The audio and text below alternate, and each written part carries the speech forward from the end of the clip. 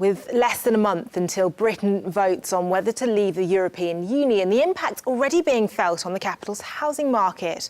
According to new figures released today, prices in London's wealthiest areas are falling. James Evans, Chief Executive at estate agents Douglas and Gordon, and joins London Live News this morning. Very good to have you with us. Is now the time to buy in the capital? I think it is, actually. I think we're in quite an interesting time. And if you look over the last few months and years, we've had people wanting good property on the market, good choice, lack of competition. One of the complaints has been of late that there's not enough property, too many people competing for the same things, and people feeling rushed to do the process. Right now, what the buyers in the market have got is almost the opposite. They've actually got good choice of properties to look at. Sellers are a bit more realistic on their pricing. And I think right now probably offers people quite a good opportunity to purchase a property with good choice and being able to do it in the right time frame with the time that they've got and in a relaxed fashion, if that makes sense. So it does pose to be quite a good buyer's market right now.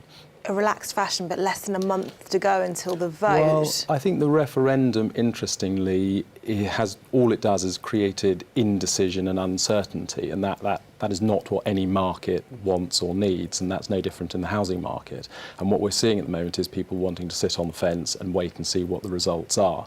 The reality is London is what it is as a city, and I don't think the outcome of the referendum will have any material effect on the housing market. The property market in London is underpinned very, very much on the basis of there is a very serious chronic housing shortage in London.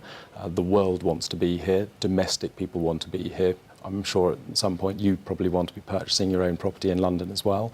And on the basis of that, there is always a demand for property, yet there is simply not enough property on the market to cater for all of that. And that will hold prices long term. And there's also the point that property is bought in main with mortgages, and mortgage rates at the moment are at an all-time low. I don't think we're going to see any major change in that over the next period of time.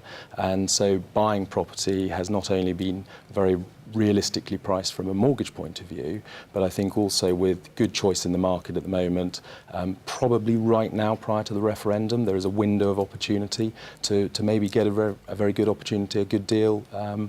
And when I say in a relaxed fashion, when you're probably not competing against the rush that you might find when the indecision relaxes and the uncertainty dissipates. So now would be quite a sensible time. The research released today has found, as I mentioned, that prices in London's wealthiest postcodes are falling. What impact is being seen across the capital, not just in some of the wealthier postcodes? Well, I think the wealthy postcodes are the ones that make the news headlines. They're quite an interesting topic, big prices, big numbers, good headlines. But I think real London and real people in all of the other postcodes that I think are more realistic, I think we are seeing very, very good demand of buyers at the moment. There's a lot of people wanting to get on the housing ladder and make a move.